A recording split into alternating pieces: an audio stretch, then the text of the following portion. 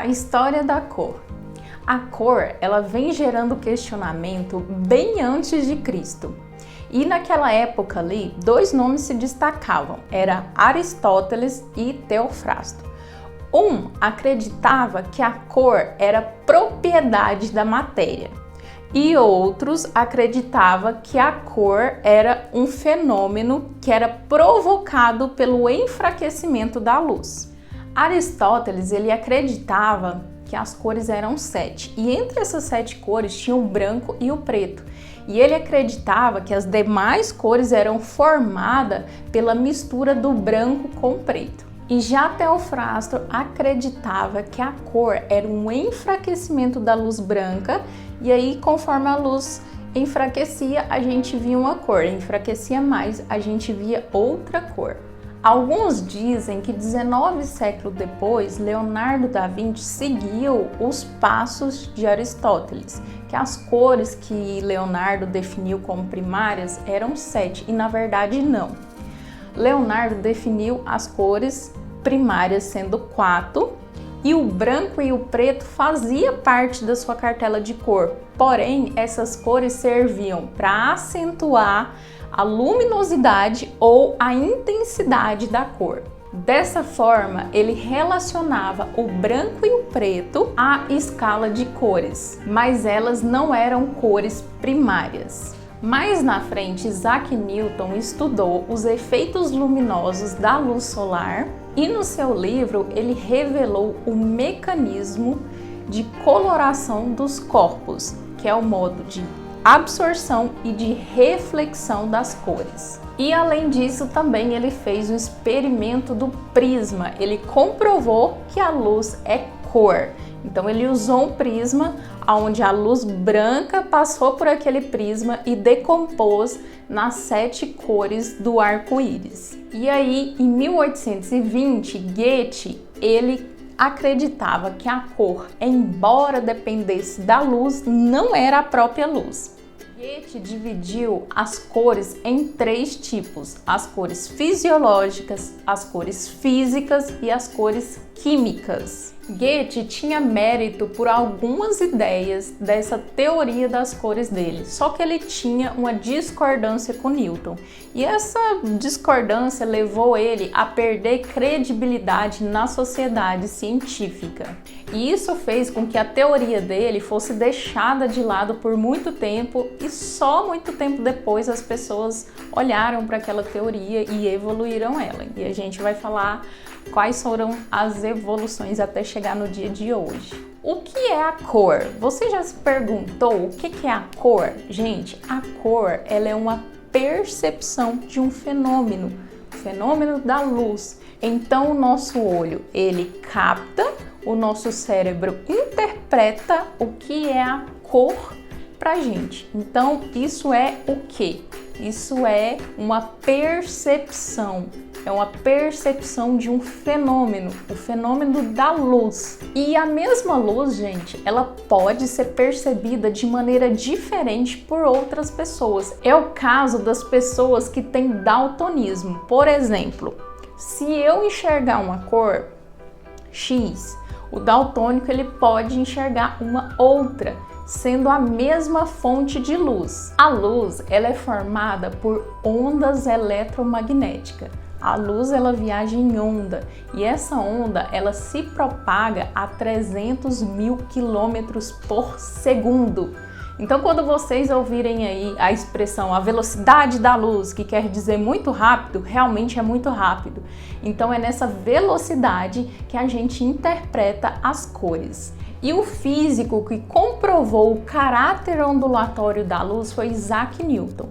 Ele percebeu que a luz ela viaja em onda eletromagnética. E aí você deve estar se perguntando, Sara, mas o que é a colorimetria? Porque você está me contando umas histórias, um monte de experimento.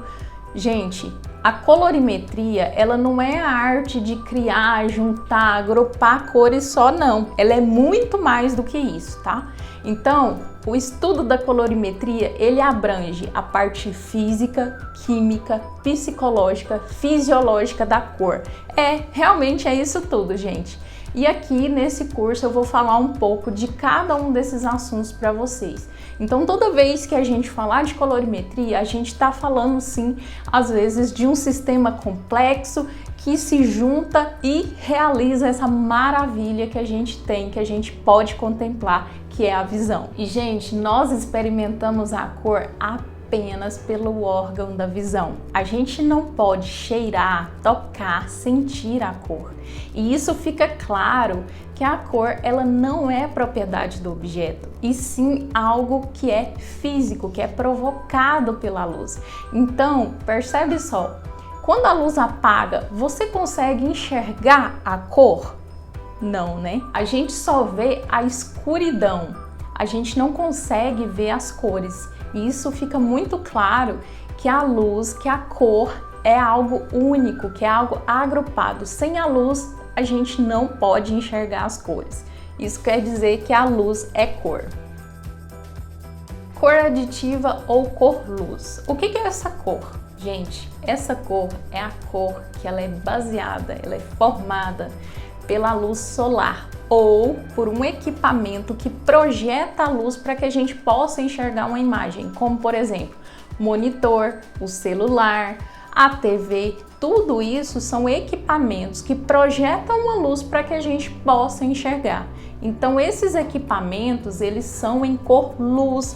A gente fala de cor luz porque quando a gente une todas as cores, a gente tem resultado a cor branca. Então a cor branca, ela é o resultado final da junção de todas essas cores. E as suas cores primárias são o vermelho, o verde e o azul. Quando a gente junta todas essas cores, a gente tem um resultado branco, tá? Em cor luz, ali no equipamento de TV. E o seu sistema de reprodução é chamado de RGB, que no inglês significa vermelho, azul e verde.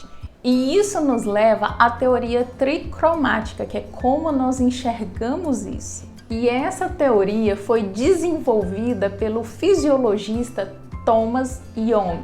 E essa teoria de Thomas Young só foi comprovada muito tempo depois por alguns cientistas. Então a gente vai falar aqui de como o entendimento dele naquela época desenvolveu hoje para a teoria tricromática. Young propôs que a retina humana tem cones e bastonetes que vibram para perceber as imagens. Os cones são responsáveis pela percepção da cor. E na teoria dele, haveria 3 tipos de cones e cada um deles vibram ao receber o estímulo de uma das 3 cores primárias. Então, o que é isso? Quer dizer que lá na minha retina tem 3 tipos de cone. Um cone para o vermelho, um cone para o azul e um cone para o verde. Então, quando eu percebo a cor verde, o meu cone lá da cor verde ele vai vibrar. Quando é uma cor secundária, são 2 cones que vão vibrar. Quando nenhum cone vibra, é a ausência de cor, que é a cor preta. E quando todos vibram, é o branco. E a intensidade da cor vai depender de quanto mais vibrar. A reflexão da cor é algo que eu vou simplificar para vocês entenderem. Vamos supor que a gente tem um objeto. Esse objeto é da cor azul, como o meu blazer. Então o que acontece? A luz está batendo aqui no meu blazer e ele absorve todas as frequências e apenas a frequência do azul ele retorna para o observador. Então vai bater lá no seu cone. Então é o cone do azul que vai vibrar para você ver a cor azul do meu blazer. Entendeu? Então vamos supor que a gente veja um objeto branco. Aquele objeto, o que ele vai fazer? Ele não vai absorver a luz, ele só vai refletir toda a luz. E é por isso que a gente enxerga o branco, porque todos os cones ali da nossa retina vai vibrar e a gente vai interpretar aquele objeto sendo branco. E assim sucessivamente. Cor subtrativa ou cor pigmento. O que é isso? Essa cor é a substância material que absorve e reflete a luz. O que é isso? quer dizer que é uma mistura, é um componente material, é algo que o homem fez. Por exemplo, a maquiagem é uma substância material que o quê? Absorve e reflete. A tinta de parede, a sua maquiagem. Então isso tudo é cor, pigmento. E aí a gente tem duas classificações de cor pigmento, onde o maquiador tem que prestar muita atenção, que a gente tem cor pigmento transparente e cor pigmento opaco. Nós maquiadores trabalhamos com cor pigmento opaco. Por que é importante essas diferenças? O sistema de cor pigmento transparente é chamado de CMYK, que é ciano, magenta, o amarelo e o resultado dessa mistura que é o preto. Mas na nossa maquiagem, as cores pigmento, as cores primárias pigmentos são vermelho, amarelo e azul. E o resultado dessa junção não vai dar o preto não, vai dar uma cor próxima do preto, que é o que a gente chama de cinza neutro.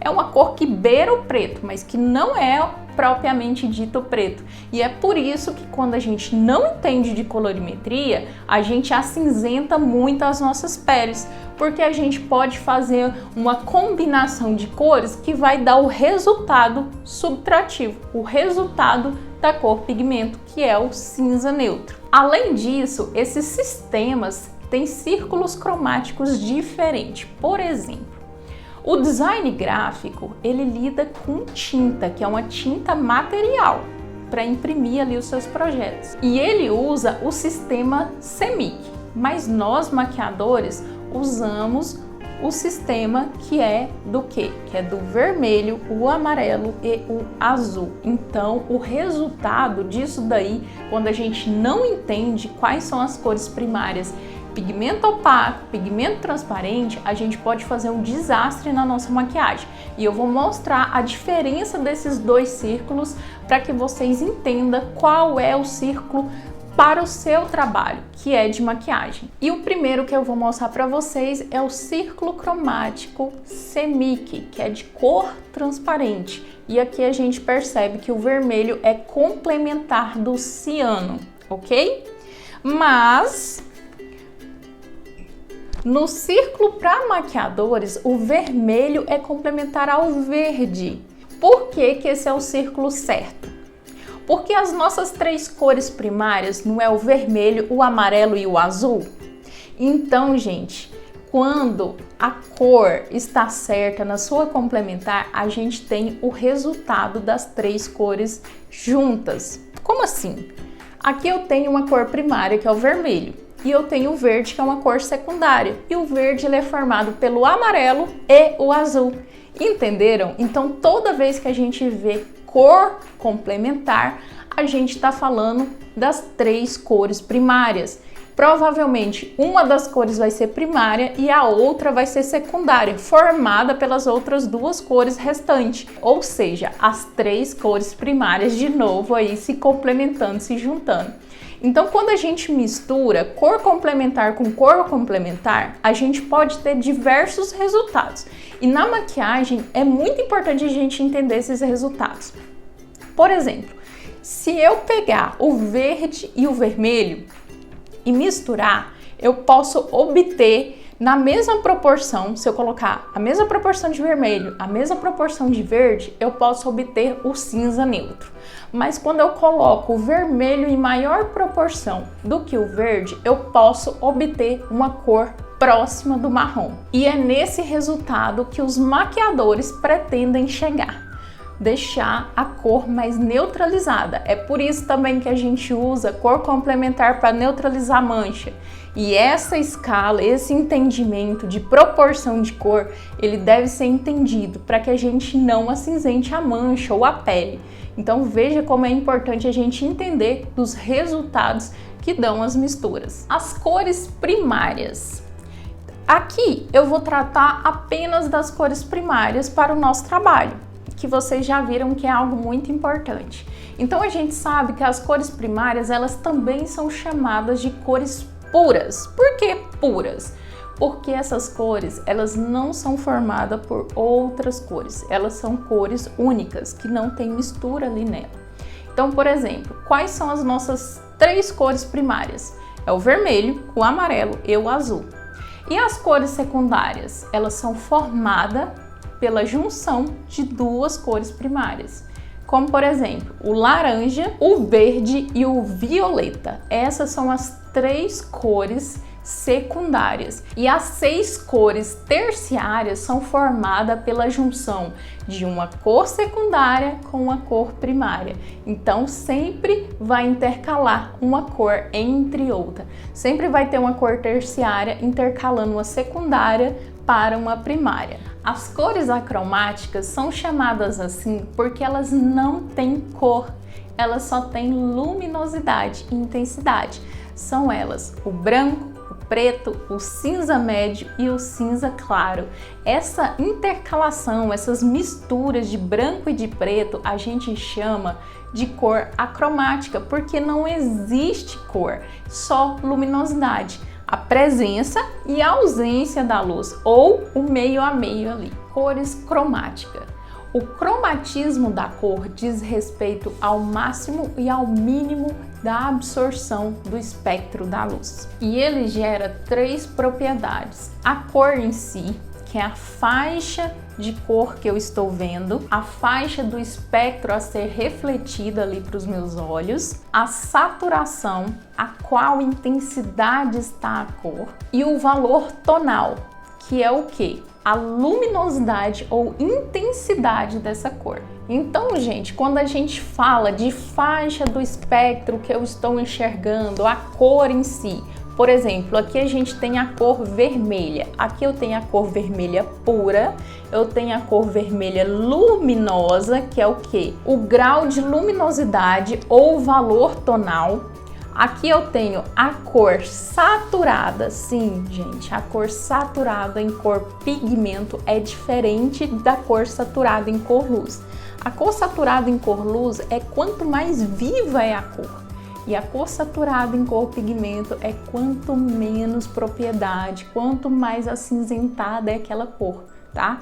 Então, aqui no círculo cromático, essa cor que está aqui é da cor saturada. E aqui a gente tem outra cor, que é a cor intensa, que é a cor com a influência do preto, ou também valor tonal. Então, a gente tem 2 valores tonais, que é o preto e o branco, a saturação e a pureza da cor.